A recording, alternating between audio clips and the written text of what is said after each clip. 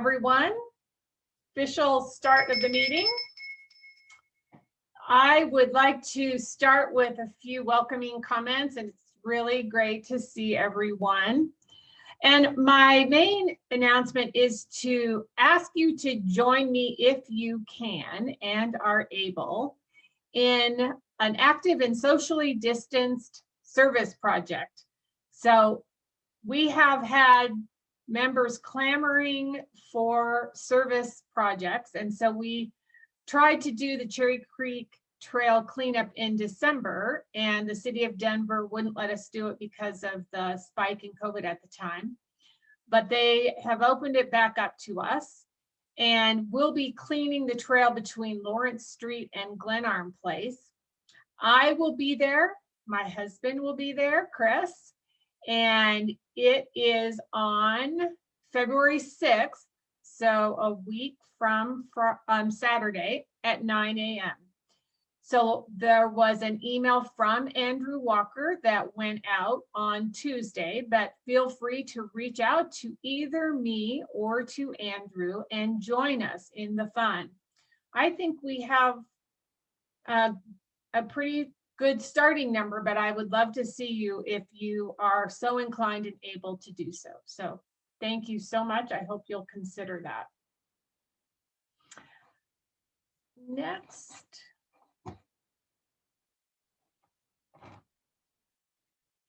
Please join me in the Pledge of Allegiance. You will be muted, and so follow along. I pledge allegiance to the flag, the United States of America, and to the republic for which it stands, one nation, under God, indivisible, with liberty and justice for all. Thank you. So, next up, our inspirational moment today will be provided by Peter Tedstrom. Peter is founder and chief advisor of Tedstrom Wealth Advisors. So, Peter. Well, good day, everybody. So great to see all those wonderful smiling faces. I thought I'd look at the inspirational moment today from the perspective of, we hear so much about COVID and the negative aspects of COVID and our political system and so much negativity that I just thought I'd remind us all that there's a lot of good things that are still happening in the world. Before COVID-19 hit, if you didn't work in a hospital, you may not have given much thought to the shift change. Doctors and nurses would head home without fanfare. First responders would leave their stations after a long day. During the pandemic, people across the United States and around the world marked the daily shift with deafening cheers, applause, and clanging pots. It was a way to say thank you to the frontline heroes who have spent their days tending to the sick, helping families say goodbye, and holding back their own pain to keep saving lives. What about Gianna Floyd? At 6 years old, Gianna Floyd experienced a tragedy that shattered her world and woke up ours. For nearly 8 minutes, handcuffed on the ground and with a knee on his neck, her father, George, pleaded for his life. And Gianna said, "Daddy changed the world." How about round the clock for PPE? When the call rang out for masks, gloves, face shields, and protective suits to keep our frontline workers safe, the employees at Braskem America moved in and quarantined in 2 of their manufacturing plants for nearly an entire month. They ate, slept, worked, and played while producing 40 million pounds of the material needed to make life-saving protective gear. When they needed a morale boost, their family and friends organized a parade to show their love and admiration. 28 days later, the workers all clocked out together, having produced enough to make 1.5 billion surgical masks. Humanity wins. In June, a Black Lives Matter group gathered in London to condemn statues of figures with racist ties. At the same time, a group of white protesters was there to protect the statues. One man, Bryn Mail, a white former police officer, wandered into the crowd and started to get beat up. Black Lives Matter protester Patrick Hutchinson saw that he was in peril and moved in. He picked up the injured male and carried him to safety. Photographs of the moment captured the world's attention. Hutchinson, a father and grandfather, hopes everyone who sees the image understands that the responsibility to do the right thing resides in us all. In the early days of the pandemic, many people were finding ways to stay distant, but still connected with each other. That's when voices around the world began lifting each other up, spreading hope and celebrating life by filling the air with music. In Florence, people sang the Italian national anthem. In Chicago, they countered their sorrow with Bon Jovi's Living in a Prayer. Broadway legend Brian Stokes Mitchell found an audience as he sang The Impossible Dream from his balcony. God bless America. Thank you, Peter. That was wonderful. Very, very wonderful.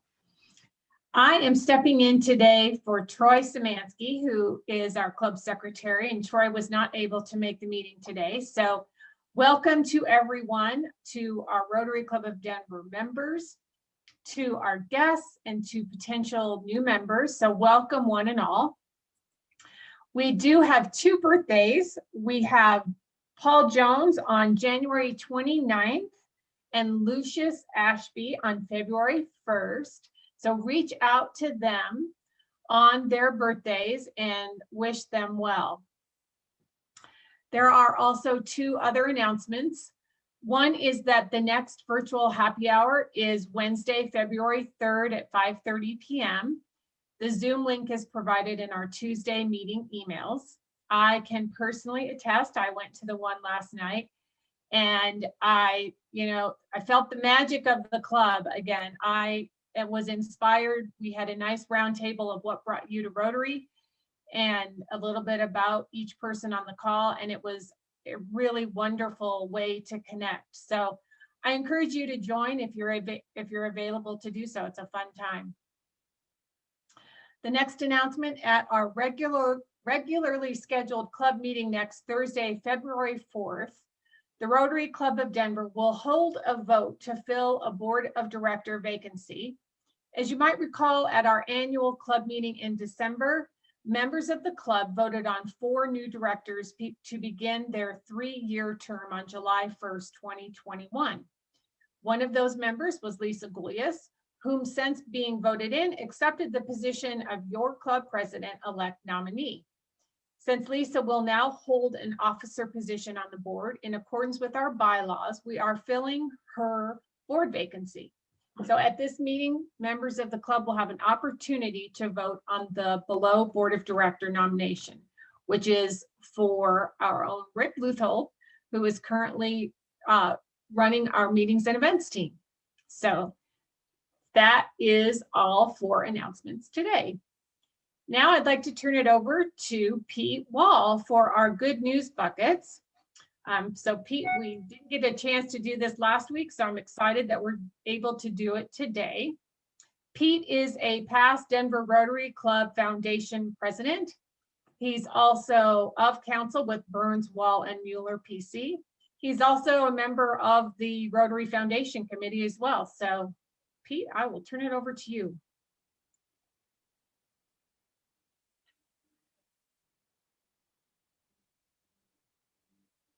You're on mute, Pete.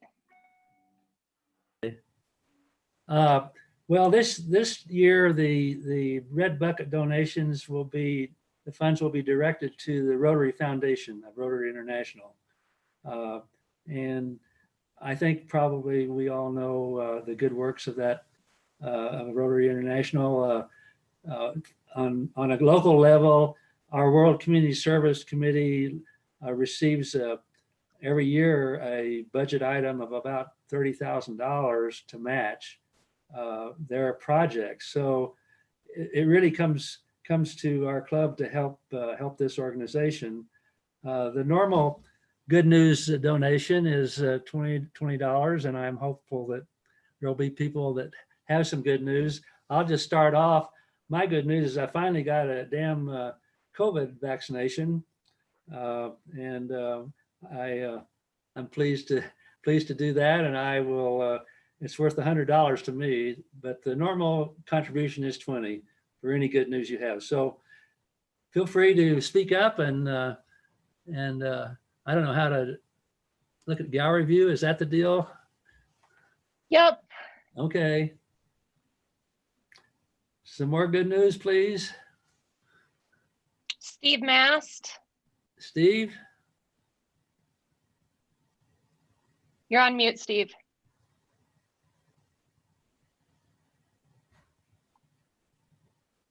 Unmute, got it. Okay, sorry. Okay. I missed it last week, but that was Lauren's birthday. So in honor of our lovely daughter's birthday, I'm going to give $31. Just an odd, doesn't mean anything amount. And then 4 days prior to that was my lovely wife Darlene's birthday. And I will give $20 for that so as to not, anyway, leak out any information that she'd just soon not be leaked out. So, and anyway, I'm lucky to be in both their lives. And that's, anyway, even with COVID and all the stuff going on, I'm a very fortunate person.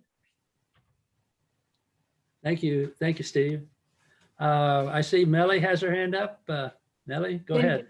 Am I unmuted? I think so. Oh, good.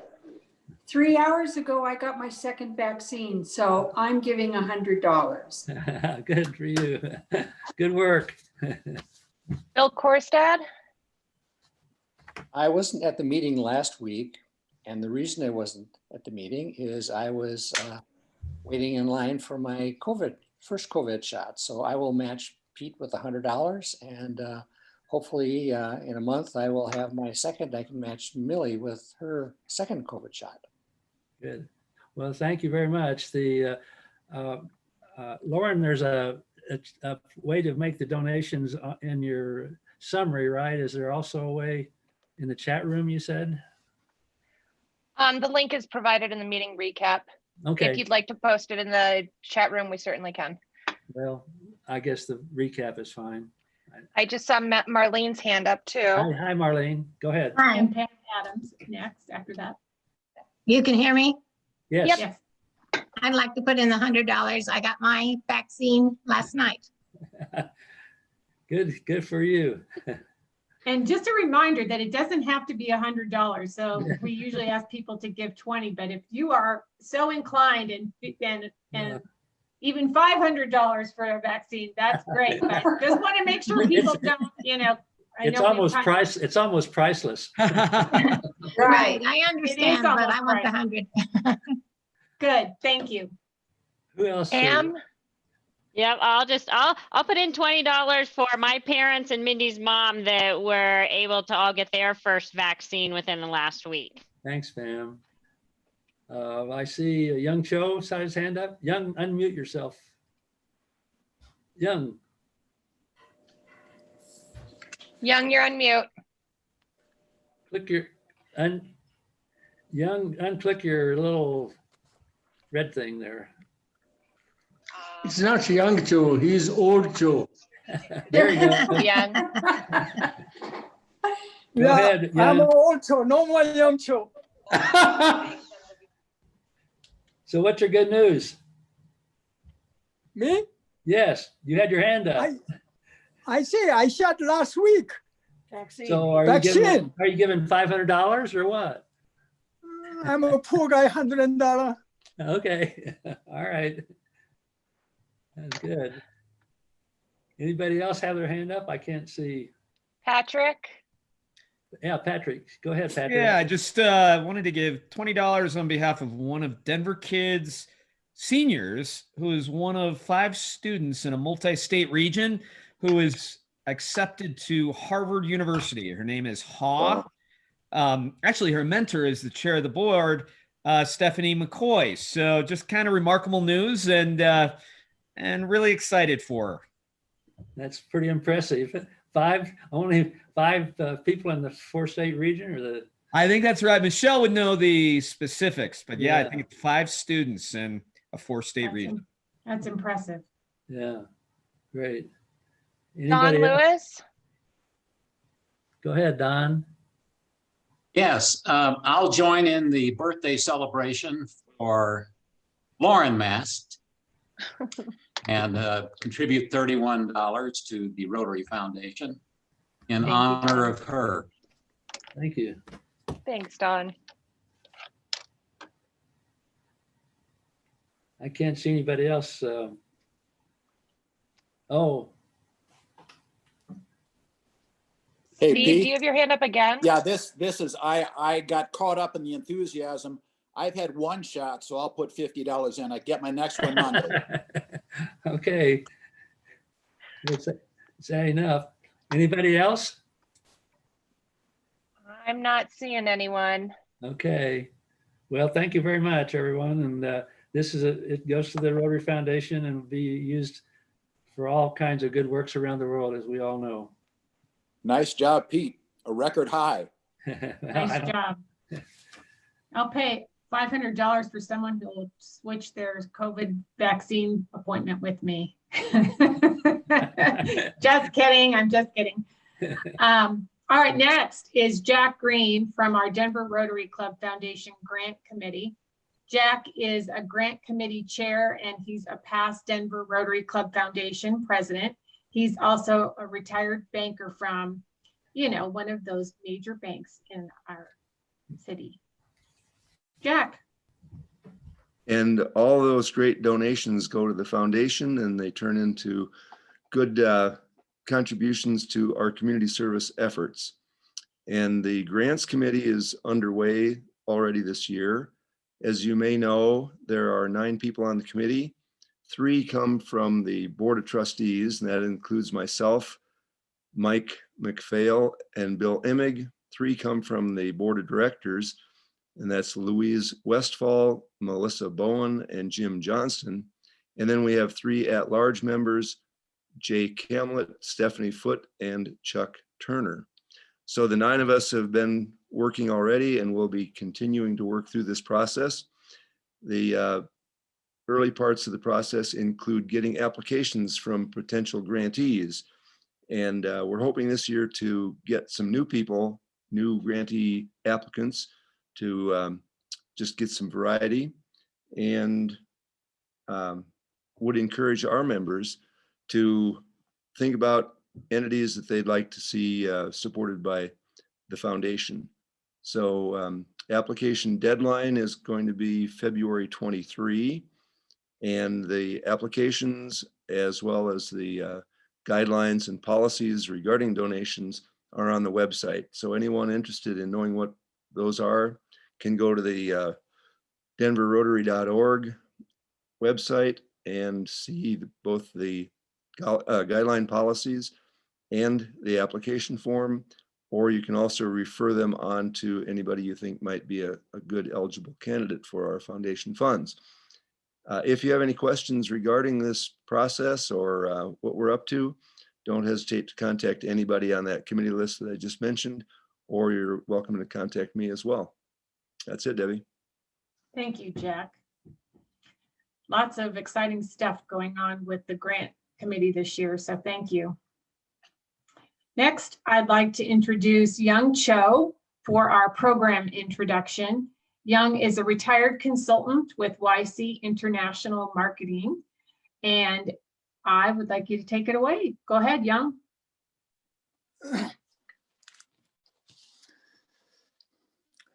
Anthony Pierce has been with Colorado Symphony for 10 years.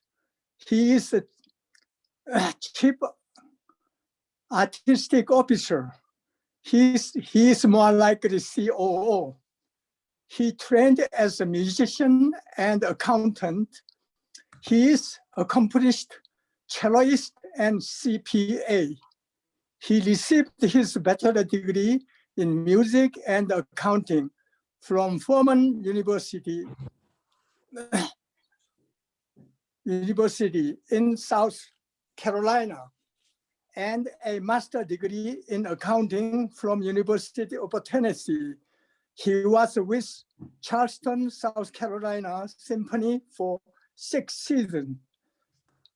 In 2017, he spent 6 months working with New Zealand Symphony Orchestra. So please welcome Anthony Pierce. Thank you, Young Cho. It's a pleasure.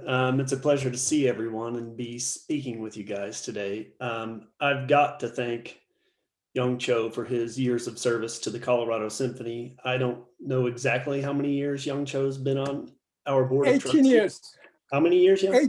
18 years. Yeah, that's amazing service. So thank you, sir. Young Cho is also on our finance committee, so he gives of his time thanklessly to help the orchestra.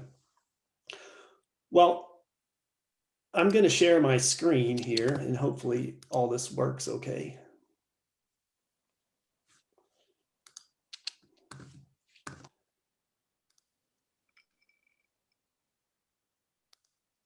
So I hope, can I get a thumbs up? Is everybody seeing the screen? Awesome, great.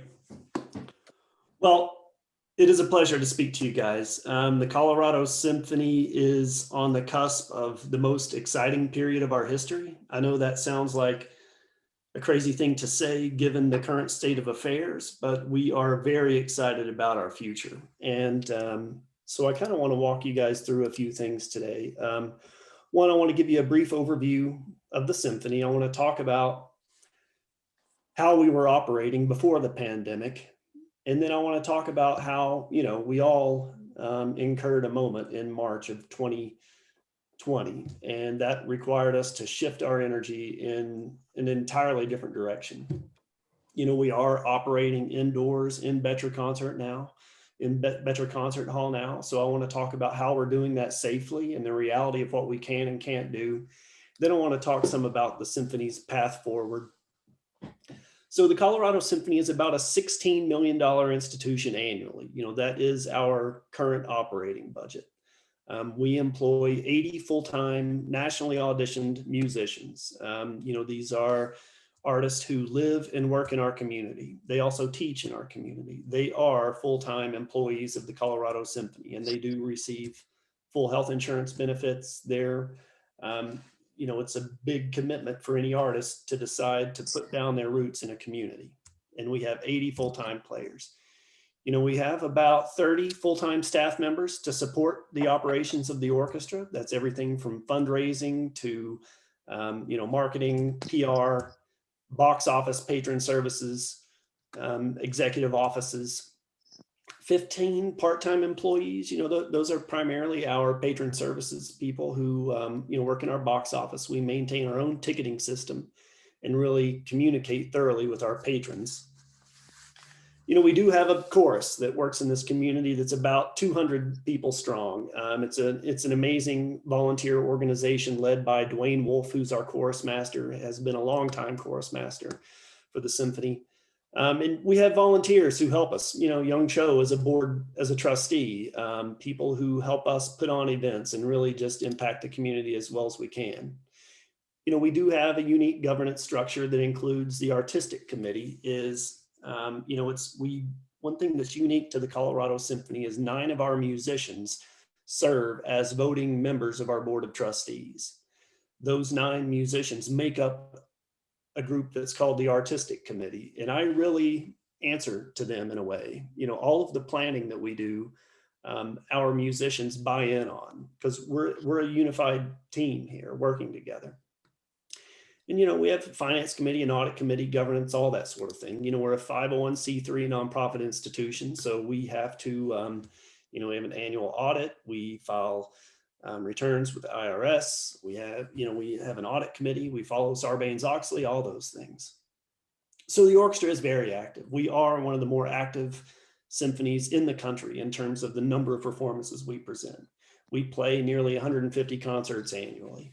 And you can see that's everywhere from Red Rocks to the Pepsi Center, to the Arvada Center, to, the Dillon Amphitheater, all over the place. We really kind of pride ourselves in performing in a geographically diverse manner and statewide as well.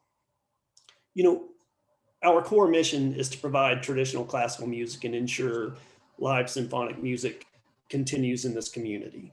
That's us being curators of a traditional classical art form, playing everything from Beethoven to Tchaikovsky to Shostakovich.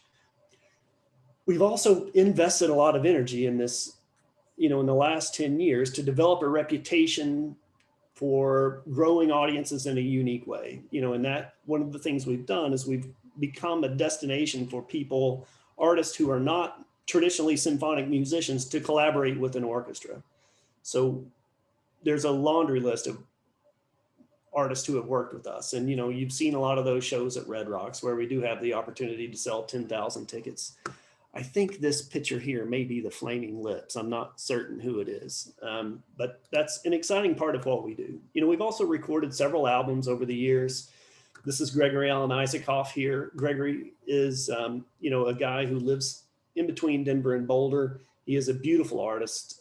We recorded a record with him 4 or 5 years ago now, and he has gone on to perform the show that we built here in Colorado with the Seattle Symphony, the LA Philharmonic, the Nashville Symphony, all over the place. He's toured the content that we created really all over the country. So that's something that we pride ourselves on. You know, it just differentiates us from other orchestras in the country. So here's our, I would call it our capital structure, but it's really our sources of revenue. You can see we earn about 45% of our operating budget annually through ticket sales. That's everything from us being hired to play with Andre Bocelli at the Pepsi Center to all of our concerts in Betcher Concert Hall. You know, we do receive about 10% of our funding from the SCFD. Thank you to the SCFD, which is a critical piece of legislation in this community that supports the arts and cultures. 8% you can see from endowments and trust, and 38% really individual philanthropy. So you can see during COVID, we lost access to about 45% of our funding. So that just increases our dependence upon individual philanthropy. So pre-pandemic, you know, a simpler time, right? You know, education is a huge part of our mission. You know, last year we bussed in 30,000 students to see the orchestra perform in Betcher Concert Hall. You know, it's really an opportunity for students to have their initial experience with the symphony. It's an opportunity for students to see that it's okay to do things that are simply beautiful in this world. And all of these programs are really supported with thorough curricular materials that support teachers. We know teachers need our help now more than ever. So education is a huge part of what we do, and outreach also. You know, you can see here some pictures from, you know, we have some sensory friendly programs for people who aren't necessarily comfortable coming to a traditional concert experience. We want to provide them an opportunity to experience what we do also. You can see one of the things that I think is an important part of the symphony story is, you know, we do employ these 80 musicians. Our 80 musicians also provide adjunct faculty members, if you will, to basically every university on the Front Range. You know, we actually have 10 musicians who are faculty members at UNC and Greeley. You know, that's 10% of our ensemble that's going to work in Greeley. So it's a way that we definitely support these higher educational institutions in our community with teachers that wouldn't be here if the symphony was not here. Beethoven 2020. So before the pandemic, 2020 was the 250th birthday of Beethoven's life. And we were commemorating that by performing statewide Beethoven Everywhere. Actually, the week that we shut down in March, we had musicians in Crested Butte. We had musicians in Salida. We also had musicians in Steamboat Springs performing Beethoven. You know, we're performing at the Art Museum in Steamboat. There's a brand new, beautiful performance hall in Crested Butte we were performing at. You know, education, that's just something to share. Education follows us when we go around the state. The day that we were shut down in Crested Butte, for example, we had performed earlier that day in the high school for the students, you know, providing them exposure that they normally wouldn't have, right? And we always perform, you know, we had a robust performance schedule in Betcher Concert Hall. And then we got shut down, right? Suddenly an institution that for 100 years had performed for live audiences cannot do that. You know, it required us to really shift where we put our energy, right? Live performances before audiences was not on the table. So the first thing we did is we created a virtual Beethoven 9. You know, we knew that our musicians are savvy technically, and, you know, we all, we kind of jumped through the hoops of performing a concert, just not all being together. You know, we have a library who prepares the music for all the musicians. We sent the musicians PDFs of their music to Beethoven 9. You know, we built the seating chart for the orchestra. So if somebody knows which trumpet part they have to learn. And we did everything that we do for a concert. And we even, you know, we didn't have a conductor because we weren't in place, but we filmed it all remotely and then spliced it all together. This was a big PR event for us. And we were kind of the first people to have done this. You know, this was picked up on USA Today. It was picked up on almost every national news outlet as kind of a new way forward. And our musicians did a tremendous job. You know, we launched a Play On campaign that really was us giving our musicians a chance to do individual performances and share them through social media. You know, we also made some of our content that we have recorded over the years available for people to experience online. And we continue to do that. We have now created a virtual stage, if you will. You know, one of the things that Colorado Symphony has always prided itself on is also, you know, we've done several free community concerts. One of those is the Independence Eve concert that's taken place for the last 11 years in Civic Center Park. It is the largest concert free in Colorado annually. We wanted to keep that alive, but we had to deliver it virtually. Denver 7 came on board to broadcast that production. You can see we filmed it on location in different places. This is 2 dancers from the Colorado Ballet. This is some of our musicians performing the state song of Colorado, Where the Columbines Grow, inside the rotunda at the Capitol building. This is a local artist, a beautiful singer named Raju Lari, singing Lift Every Voice and Sing with our musicians. And we delivered that content and we raised some money for philanthropies. You know, the thought was, let's support the people who need help most in this community right now. So we raised money for food banks, health and human services organizations. It was a way we could give back. You know, we work with the zoo. You know, during the pandemic, we were able to perform outdoors in some places. We played at the zoo, we played at the Botanic Gardens. You know, we also here, you know, we have an annual collaboration with the Mexican Cultural Center. We produced our Latin Beats program and delivered that virtually as well on Telemundo. You know, we just had to prioritize keeping some of these collaborations alive. And, you know, you can see we continue to work with other organizations in our community. That's something that we take a lot of pride in doing. Also, the Dr. Martin Luther King Holiday Commission, you know, we supported their production of a virtual program to present their humanitarian awards. This would have been the 30th anniversary of the Dr. Martin Luther King Holiday Commission's humanitarian awards being given in Betcher Concert Hall. So we wanted to support that virtually as well. You know, we also performed outdoors as much as we could. You know, the symphony played 20 shows last summer at Red Rocks for limited audiences. You know, the capacity at Red Rocks Amphitheater last summer was limited to 175 people. So in a venue that seats 9,450, it was kind of a ghost town, but it was a beautiful, intimate experience as well. And, you know, we played in Red Rocks with the natural acoustic, no sound reinforcement. And it was a beautiful experience. We hope we will be back this summer again, as soon as we can outdoors. So indoor operations. You know, in order for us to operate safely, we really had to establish a culture that prioritized health and safety. And I've got to thank some people who helped us do that. You know, UC Health came on board to be an invaluable testing partner for the symphony. Dr. Michelle Barron gave selflessly of her time as well. She actually did a Zoom call with the entire orchestra to help them understand how the plan that we put together for protocols in Betcher Concert Hall was safe.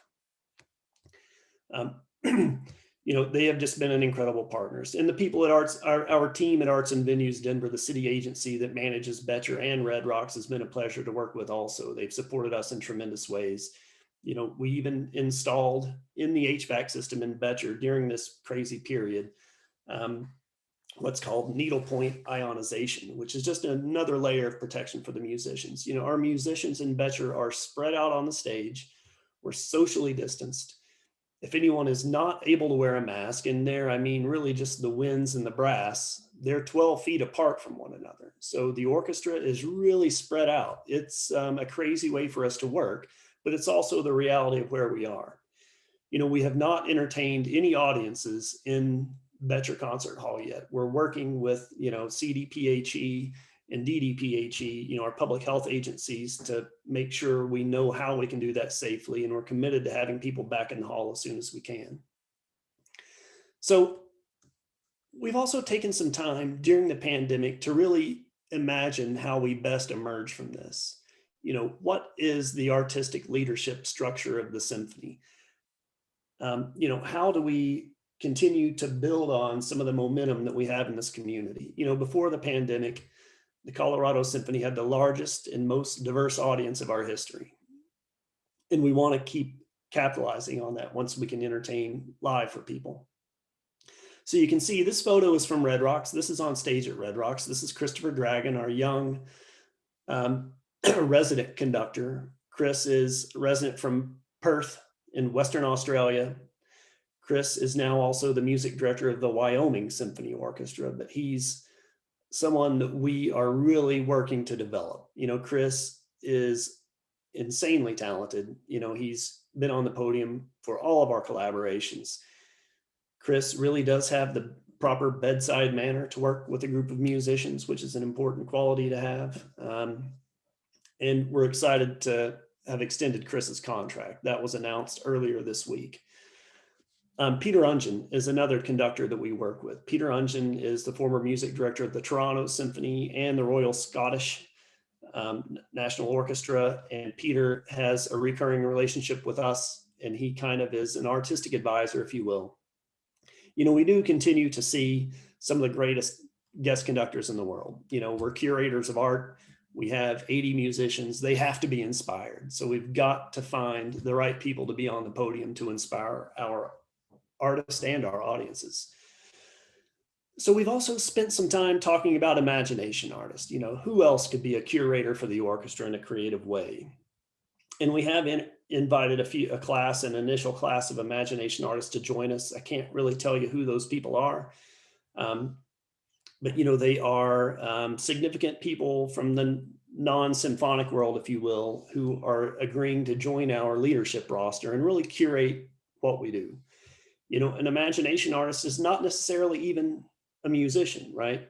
We did a program 2 years ago with several celebrity scientists, if you will, and built a program where we kind of had orchestrated TED Talks. And that was a great way to bring new audiences in to see the orchestra. Carolyn Perko was one of our guests for that. And she's, the amazing planetary scientist who crashed the Cassini satellite into Saturn, and she just had amazing things to share, and she wanted to work with the orchestra. So we're not afraid to be creative and to really challenge ourselves. The symphony is, despite the impact of losing access to earned revenue streams, we are in the best financial position of our history. That is something that I'm very proud to share with you guys. We are continuing to pay our musicians during the pandemic, despite us having limited operations. We are committed to continuing to educate. We're committed to continuing to perform in this community statewide as much as we can, as long as we can do it in a safe manner. That's really what I want to share, is just my excitement for the future. The orchestra is an incredible cultural asset. The orchestra is playing better than it ever has. We have several young, exciting new players in the ensemble. And it just amazes me, the quality of this orchestra, and we continue to develop and grow. And we really are on the cusp of the most exciting period of our history. So I just want to thank you guys for the time to share with you today. I am happy to address any questions you have.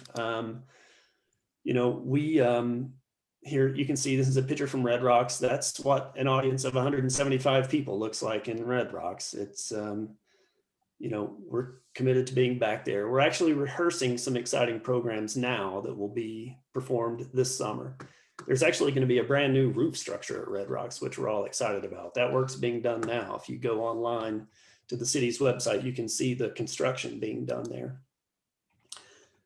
So I'm going to stop sharing the screen, and I think we've got time for me to answer some questions. I am happy to take questions from you guys.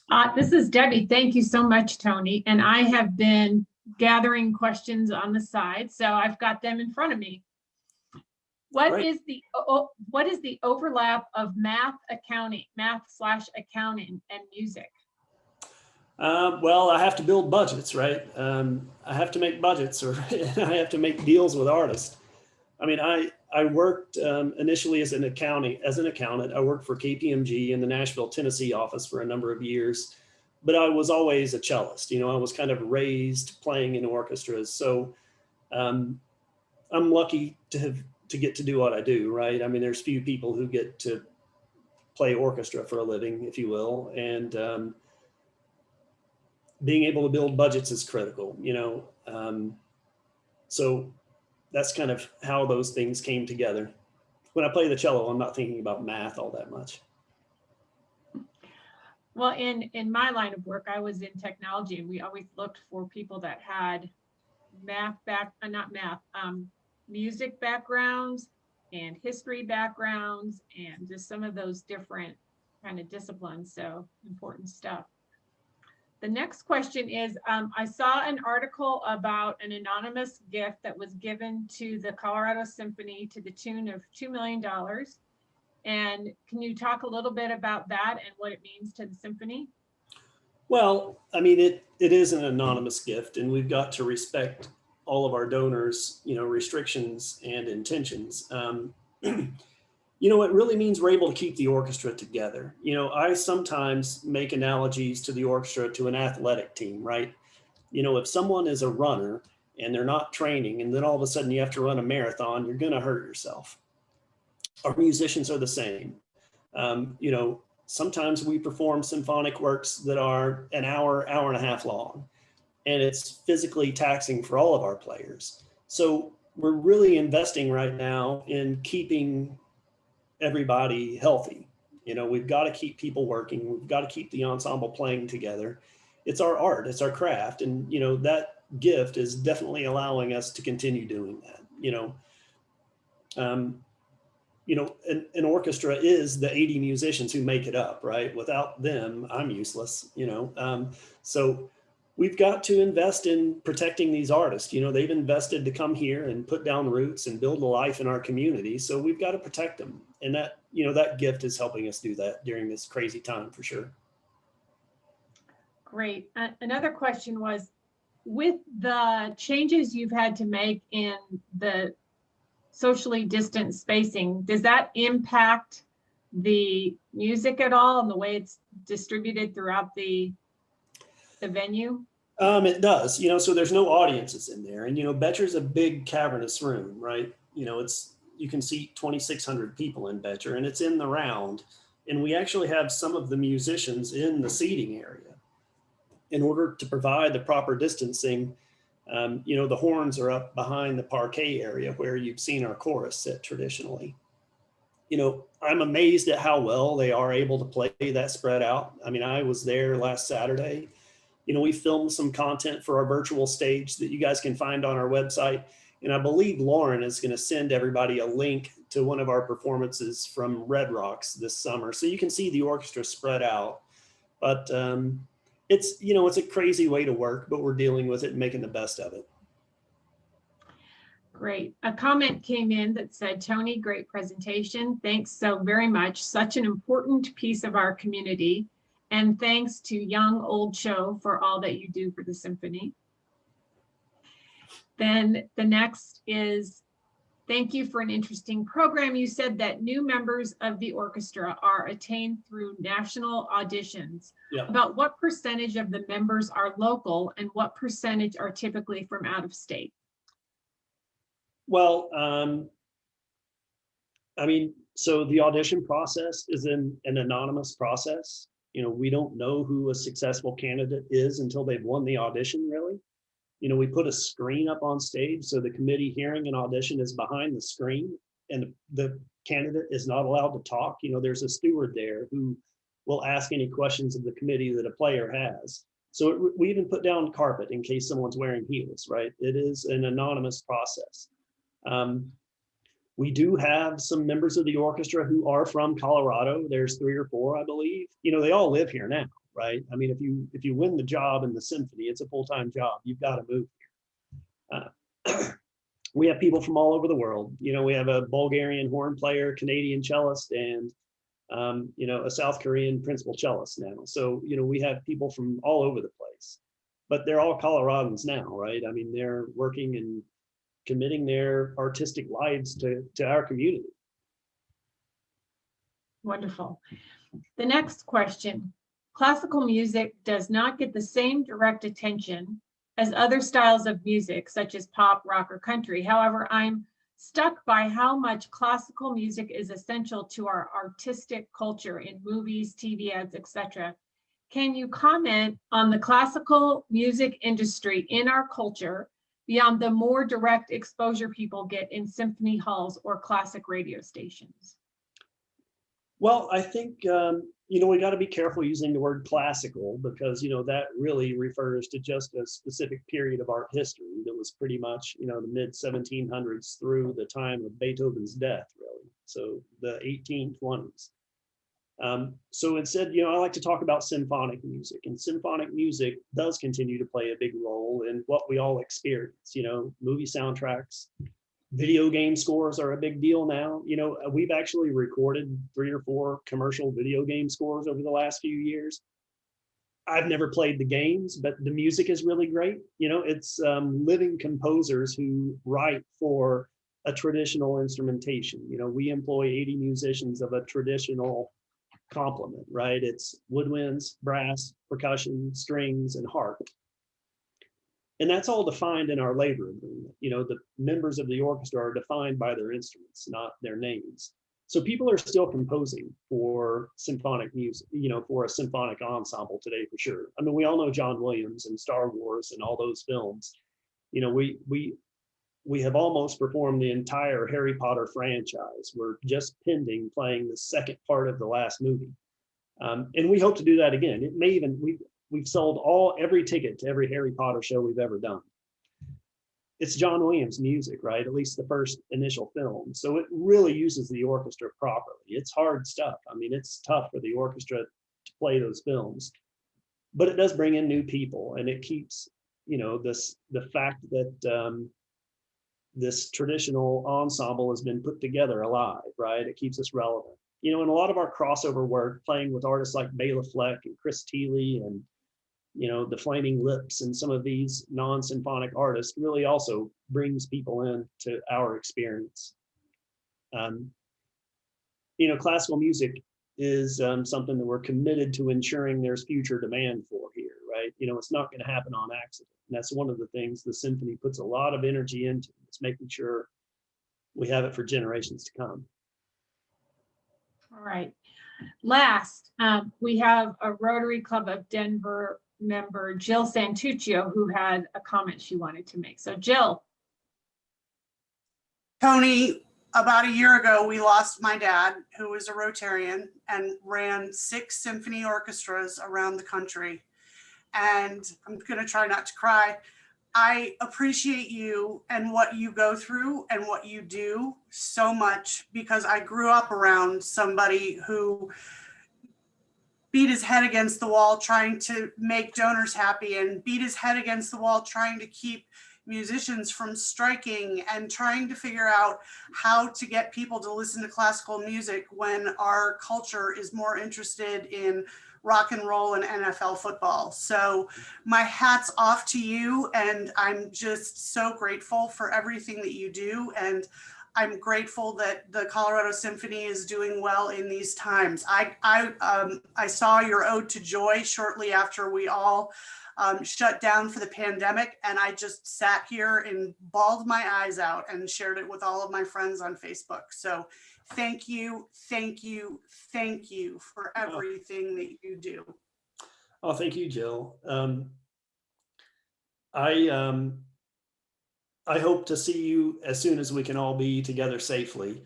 And I think we should have a Rotary night at the Symphony in Betcher once we can. You know, let's just have everybody come in. We'll do a backstage tour and go and see all, you know, we'll go on stage and have a look around and talk to the musicians. It'd be fun. Let's do it. Yeah. But let's call it a date already. Let's pencil that in somehow. You can reach out to me and Lauren, and we'll connect with our programs team. But that would be fabulous. And we had a quartet for our holiday party. Yeah, I think Uni played, right? Uni and some of our other string players. They had fun.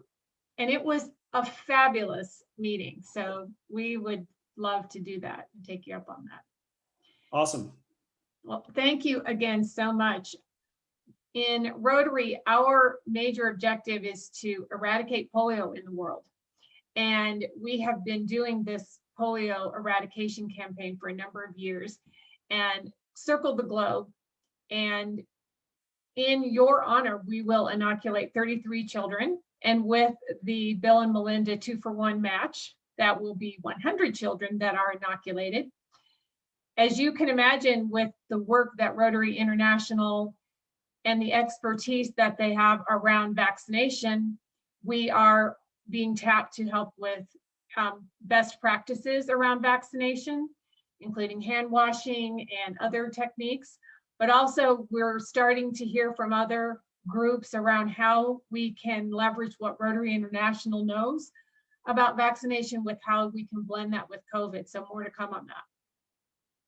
So thank you very much. Next week's program will be on Thursday, February 4th at 11:45 for fellowship and noon to 1 online program, again by Zoom. The subject will be green burials, and Aaron Hummel, who is a senior landscape architect with Sanderson Stewart, will be our speaker. So with that, I will ask you to join me in the 4-way test. Of the things we think, say, or do, is it the truth? Is it fair to all concerned? Will it build goodwill and better friendships? Will it be beneficial to all concerned? With that, we are adjourned. Thank you.